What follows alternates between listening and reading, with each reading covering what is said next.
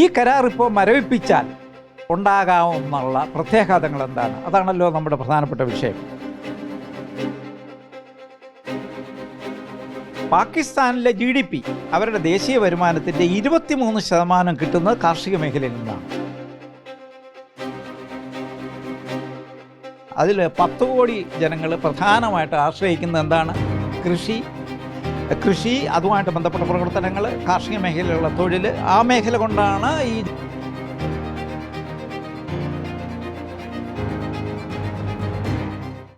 നമസ്കാരം. പഹൽഗാം ഭീകരാക്രമണത്തിന് പിന്നാലെ പാകിസ്ഥാനെതിരെ കടുത്ത നടപടികളുമായി ഇന്ത്യ ഇപ്പോൾ രംഗത്ത് വന്നിരിക്കുകയാണ്. സിന്ധു നദീജല കരാർ താൽക്കാലികമായി മരവിപ്പിച്ചിരിക്കുന്നു. ഇത് പാകിസ്ഥാൻ്റെ സാമ്പത്തിക സ്ഥിതിയെ ഏത് രീതിയിലായിരിക്കും ബാധിക്കുക? നമ്മളോടൊപ്പം ഇപ്പോൾ പ്രതികരിക്കുന്നത് പ്രമുഖ സാമ്പത്തിക ശാസ്ത്ര പ്രൊഫസറും സാമ്പത്തിക വിദഗ്ധൻ കൂടിയായ BA പ്രകാശ് സാറാണ്. സാർ നമസ്കാരം. ഈ പഹൽഗാം ഭീകരാക്രമണത്തിന് പിന്നാലെ ഇന്ത്യ പാകിസ്ഥാനെതിരെ കടുത്ത തീരുമാനവുമായി ഇപ്പോൾ രംഗത്ത് വന്നിരിക്കുകയാണ്. സിന്ധു നദീജല കരാർ മരവിപ്പിച്ചിരിക്കുന്നു. ഇതിനെ തുടർന്ന് ഈ പാകിസ്ഥാന് ഉണ്ടാകാൻ പോകുന്ന ഒരു തിരിച്ചടി സത്യത്തിൽ എന്തായിരിക്കും? ഏത് രീതിയിലായിരിക്കും ബാധിക്കുക? തുടങ്ങുന്നതിന് മുമ്പ് പഹൽഗാം ഈ ഭീകരാക്രമണത്തിൽ കൊല്ലപ്പെട്ട നമ്മുടെ സഹോദരന്മാർക്ക് ആദരാഞ്ജലികൾ അർപ്പിച്ചുകൊണ്ടും അവരുടെ കുടുംബാംഗങ്ങളുടെ ദുഃഖത്തിൽ പങ്കുചേർന്നുകൊണ്ടും നമുക്ക് ഈ വീഡിയോ തുടങ്ങാം. ഇന്നത്തെ നമ്മുടെ ഇതിനകത്ത് ഞാൻ പറയാൻ ഉദ്ദേശിക്കുന്ന ഒന്ന്, എന്താണ് ഈ സിന്ധു നദീജല കരാർ? ഏത് സാഹചര്യത്തിലാണ് ആ കരാർ ഉണ്ടാക്കിയത്? ആ കരാറിൻ്റെ പ്രധാനപ്പെട്ട വ്യവസ്ഥകൾ എന്താണ്? ആ കരാർ ഇപ്പോൾ മരവിപ്പിച്ചിരിക്കുകയാണ്. ആ മരവിപ്പിച്ചത് മൂലം പാകിസ്ഥാൻ ജനങ്ങൾക്കും കർഷകർക്കും അവരുടെ സമ്പദ്ഘടനയിൽ ഉണ്ടാകാവുന്ന നഷ്ടങ്ങൾ എന്താണ്? ഇതേക്കുറിച്ചാണ് നമ്മളിന്നിപ്പോൾ ചർച്ച ചെയ്യുന്നത്. ആദ്യമായിട്ട് നമുക്ക് ഈ കരാർ എന്താണെന്ന് നോക്കാം. അതിനെ ദി ഇൻഡസ് വാട്ടർ ട്രീറ്റി എന്നുള്ള ആണ് ഇതിൻ്റെ പേര്. Indus water treaty. ഈ 1947 ബ്രിട്ടീഷ് ഇന്ത്യയെ നമ്മൾ രണ്ടായിട്ട് വിഭജിച്ചിട്ട് 2 രാജ്യങ്ങളാക്കി. ഒന്ന് ഇന്ത്യയും പാകിസ്ഥാനും. ആ സമയം ഈ ടിബറ്റിൽ നിന്നും ഉത്ഭവിച്ച് ഇന്ത്യയിലൂടെ പാകിസ്ഥാനിലൂടെ ഒഴുകി നദികളെപ്പറ്റിയുള്ള പല തർക്കങ്ങളും ഉണ്ടായി. 1948 ഇന്ത്യ ഈ നദികളുടെ ഒഴുക്കിൽ താൽക്കാലികമായ ചില നിയന്ത്രണങ്ങൾ ഏർപ്പെടുത്തി. വാട്ടർ ഫ്ലോയിൽ ചില നിയന്ത്രണങ്ങൾ കൊണ്ടുവന്നു. അപ്പോൾ തുടർന്ന് ഈ വിഷയം പാകിസ്ഥാൻ യുണൈറ്റഡ് നേഷൻസിൻ്റെ മുമ്പിൽ അവതരിപ്പിച്ചു. ഇന്ത്യ ഈ തരത്തിലുള്ള നിയന്ത്രണങ്ങൾ കൊണ്ടുവരുന്നു. ആ യുണൈറ്റഡ് നേഷൻസ് എടുത്ത ഒരു തീരുമാനം, വേൾഡ് ബാങ്കിനോട് പറഞ്ഞു, നിങ്ങളുടെ മധ്യസ്ഥതയിൽ ഈ പ്രശ്നം ചർച്ച ചെയ്യുകയും എന്താ വേണം എന്നുള്ളൊരു നടപടിയിലേക്ക് പോകണം എന്നുള്ള ഒരു നിർദ്ദേശമാണ് യുണൈറ്റഡ് നേഷൻസ് വേൾഡ് ബാങ്കിന് കൊടുത്തത്. അപ്പോൾ വേൾഡ് ബാങ്കിൻ്റെ നേതൃത്വത്തിൽ ഇന്ത്യയും പാകിസ്ഥാനുമായിട്ട് ഏതാണ്ട് 9 വർഷം നടത്തിയ ചർച്ചകൾക്ക് ശേഷമാണ് 1960 സെപ്റ്റംബർ 9 കറാച്ചിയിൽ വെച്ച് അന്നത്തെ ഇന്ത്യയുടെ പ്രധാനമന്ത്രിയായിരുന്ന ജവഹർലാൽ നെഹ്റുവും പാകിസ്ഥാൻ്റെ പ്രസിഡൻ്റായിരുന്ന അയൂബ് ഖാനും ചേർന്ന് ഈ ഒരു ഉടമ്പടിയിൽ ഒപ്പുവെച്ചത്. അതിനെയാണ് ദി ഇൻഡസ് വാട്ടർ ട്രീറ്റി എന്ന് അറിയപ്പെടുന്നത്. ഇതിൽ ഇപ്പോൾ പഹൽഗാമിൽ നടന്ന ഭീകരാക്രമണത്തിൻ്റെ പശ്ചാത്തലത്തിൽ ഈ കരാർ ഭാരതീയ സർക്കാർ ഇപ്പോൾ താൽക്കാലികമായി മരവിപ്പിച്ചു. ഇവിടെ ചില മാധ്യമങ്ങളിൽ വന്നിരിക്കുന്നത് റദ്ദ് ചെയ്തു എന്നാണ്. അത് ശരിയല്ല. കരാറൊന്നും റദ്ദ് ചെയ്തിട്ടില്ല. ഈ കരാർ താൽക്കാലികമായിട്ട് മരവിപ്പിച്ചിരിക്കുകയാണ് എന്നുള്ളതാണ്. അപ്പോൾ ഇവിടെ ഈ പാകിസ്ഥാനിലേക്ക് പോകുന്ന പല നദികളും ഇന്ത്യയിൽ കൂടെയാണ് ഒഴുകി പോകുന്നത്. ഇപ്പോൾ ഇൻഡസ് വാട്ടർ ട്രീറ്റിയിൽ ഉൾപ്പെട്ടിരിക്കുന്ന 6 നദികളിൽ 4 ഇന്ത്യയിൽ നിന്ന് ഉത്ഭവിക്കുന്നു. ബിയാസ്, രാവി, ചിനാബ്, ഝലം എന്നിവ. സിന്ധുവും സട്ലജും ടിബറ്റിൽ നിന്ന് ഉത്ഭവിക്കുന്നു. എന്നാൽ ഈ 6 നദികളും ഇന്ത്യയിൽ കൂടെ ഒഴുകിയിട്ടാണ് പാകിസ്ഥാൻ്റെ പ്രദേശത്തേക്ക് പോകുന്നതെന്നുള്ളതാണ്. അപ്പോൾ ഈ ഇന്ത്യ കഴിഞ്ഞിട്ടാണ് ഈ നദികൾ പാകിസ്ഥാനിലേക്ക് പോകുന്നത്. അപ്പോൾ ഇവിടെ ഒരു കാര്യം എന്ന് പറഞ്ഞാൽ, ഇന്ത്യ തടസ്സപ്പെടുത്തിയാൽ പാകിസ്ഥാന് വെള്ളം കിട്ടാത്ത അവസ്ഥ വരും. അല്ലെങ്കിൽ ഈ കരാർ വേണ്ടാന്ന് വെച്ചാലോ അല്ലെങ്കിൽ വേറെ എന്തെങ്കിലും പ്രശ്നം ഉണ്ടായി കഴിഞ്ഞ് കഴിഞ്ഞാൽ പാകിസ്ഥാനിൽ വെള്ളം കിട്ടാത്ത ഒരവസ്ഥ വരും എന്നുള്ളതാണ് ഇതിൻ്റെ ഒരു പ്രധാനപ്പെട്ട ഒരു കാര്യം. പിന്നെ പാകിസ്ഥാൻ വെള്ളം ഉപയോഗിക്കുന്ന നദികൾ ഇൻഡസ് വാട്ടർ ട്രീറ്റി അനുസരിച്ച് കിഴക്കോട്ടൊഴുകുന്ന ബിയാസ്, രാവി, സത്ലജ് എന്നീ നദികളുടെ നിയന്ത്രണം ഇന്ത്യക്കാണ്. എന്നാൽ പടിഞ്ഞാറോട്ടൊഴുകുന്ന സിന്ധു, ചിനാബ്, ഝലം എന്നീ നദികളുടെ നിയന്ത്രണം പാകിസ്ഥാനുമാണ്. അങ്ങനെയാണ് ഈ കരാറിൻ്റെ ഒരു വ്യവസ്ഥ. പിന്നെ പാകിസ്ഥാനിൽ പ്രത്യേകിച്ച് പഞ്ചാബ്, സിന്ധു പ്രവിശ്യകളിലെ കാർഷിക മേഖലയ്ക്ക് ഈ നദികളിൽ നിന്നുള്ള മൊത്തം ജലപ്രവാഹത്തിൻ്റെ 80% ലഭിക്കും, 20% ഇന്ത്യക്ക്.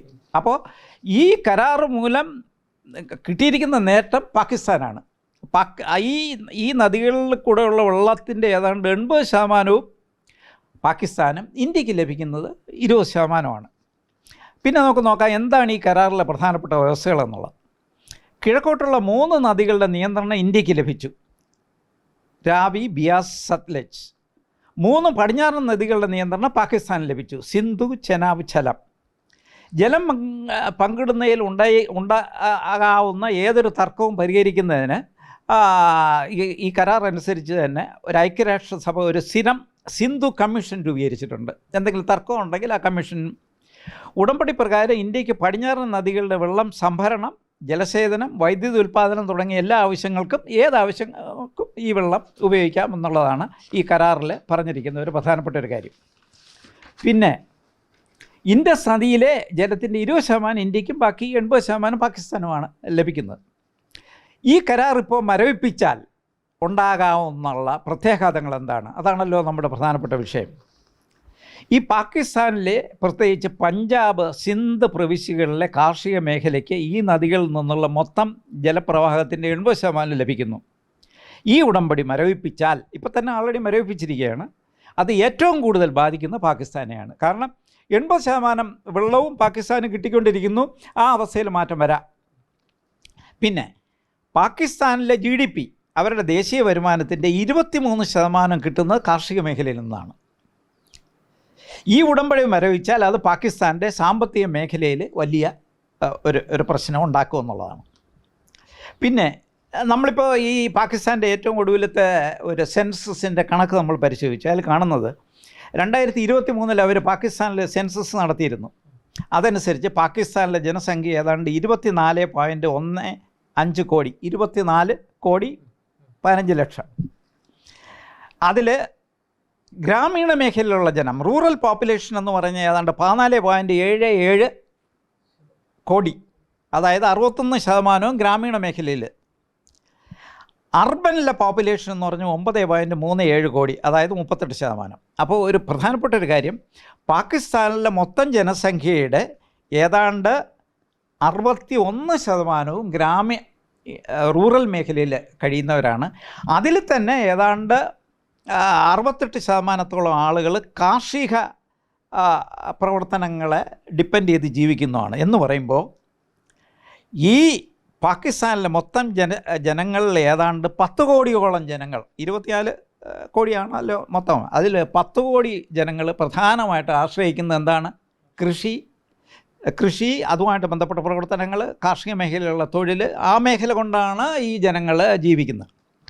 നമ്മളിപ്പോൾ ഈ മരവിപ്പ്, നമ്മളിപ്പോൾ ഈ കരാർ മരവിപ്പിച്ചിരിക്കുകയാണ്.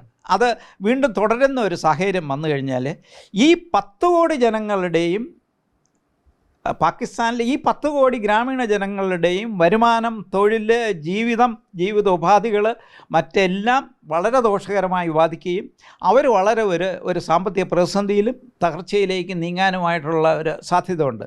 അപ്പോൾ നമ്മൾ ഈ കരാറെന്ന് പറയുന്ന ഒരു ചെറിയൊരു കാര്യമല്ല, പ്രത്യേകിച്ച് പാകിസ്ഥാനെ സംബന്ധിച്ചോളം. കാരണം ഈ കരാർ അനുസരിച്ച് കിട്ടുന്ന ഈ നദികളിൽ നിന്ന് കിട്ടുന്ന 80% പാകിസ്ഥാനാണ് കിട്ടുന്നത്. അവിടുത്തെ ഈ പാകിസ്ഥാൻ വളരെ വികസിച്ച ഒരു രാജ്യമൊന്നുമല്ല. അപ്പോൾ ഈ ഗ്രാമീണ മേഖലയിലുള്ള ജനങ്ങളൊക്കെ എങ്ങനെ കഴിയുന്നു? അവർ കൃഷിയും അതുമായിട്ട് ബന്ധപ്പെട്ട മേഖലകളും, അല്ലെങ്കിൽ കൃഷി, കന്നുകാലി വളർത്തൽ, അതുമായിട്ട് ബന്ധപ്പെട്ട ഉപതൊഴിലുകളുമായിട്ടൊക്കെ ബന്ധപ്പെട്ട് ജീവിക്കുന്നതാണ്. അങ്ങനെ ജീവിക്കുന്ന ഏതാണ്ട് 10 കോടിയോളം ജനങ്ങളുടെ ജീവിതത്തെയും തൊഴിലിനെയും വരുമാനത്തെയും ബാധിക്കുന്ന ഒരു കാര്യമാണ് നമ്മുടെ ഈ കരാറ് എന്നുള്ളതാണ് അതിനകത്ത്. പിന്നെ വേറൊരു കാര്യം, ഇവിടെ തന്നെ ഇപ്പോൾ 2 പ്രദേശങ്ങളിലാണ് ഏറ്റവും കൂടുതൽ ഈ വെള്ളം ഒഴുകിപ്പോകുന്ന അല്ലെങ്കിൽ കൂടുതൽ കൃഷി നടക്കുന്ന 2 പ്രോവിൻസാണുള്ളത്. ഒന്ന് പഞ്ചാബ്, സിന്ധ്. അവിടെ ഏതാണ്ട് 18ഓളം കോടി ജനങ്ങൾ, ഏതാണ്ട് 76% ജനങ്ങളും അവിടെയാണ്. ആ മേഖലയിലാണ് ഇതിൻ്റെ കൂടുതൽ. അതായത് ഈ നദികൾ ഒഴുകിപ്പോവുകയും കൂടുതൽ കൃഷി നടക്കുകയും ചെയ്യുന്ന 2 റീജിയൺ, അതായത് പഞ്ചാബ്, സിന്ധ്, ഈ 2 പ്രോവിൻസുകളിലാണ് ഇതിൻ്റെ ഈ പ്രത്യാഘാതം വളരെ രൂക്ഷമായിട്ട് ഉണ്ടാകുന്നത്. അപ്പോൾ ചുരുക്കത്തിൽ ഈ നദീജല കരാറെന്ന് പറയുന്നത് പാകിസ്ഥാൻ്റെ സമ്പദ്ഘടനയും കാർഷിക മേഖലയും ഗ്രാമീണ മേഖലയിലുള്ള ജനങ്ങളുടെ ജീവിതത്തെ നിലനിർത്തുന്ന ഏറ്റവും സുപ്രധാനമായിട്ടുള്ള ഘടകങ്ങളാണ്. അവിടെ ഒരു മരവിപ്പ് വരികയും അല്ലെങ്കിൽ ഈ കരാറ് റദ്ദാക്കുന്ന ഒരു സാഹചര്യം വരികയോ അല്ലെങ്കിൽ ആ തരത്തിലുള്ള നടപടികളിലേക്ക് പോയാൽ തീർച്ചയായിട്ടും ഈ 80% ജനങ്ങൾ, 80% വെള്ളം, ഇപ്പോൾ 20% ഇന്ത്യ എടുക്കുന്നത്, ഈ 80% വെള്ളത്തെ നിയന്ത്രിക്കാനായിട്ടുള്ള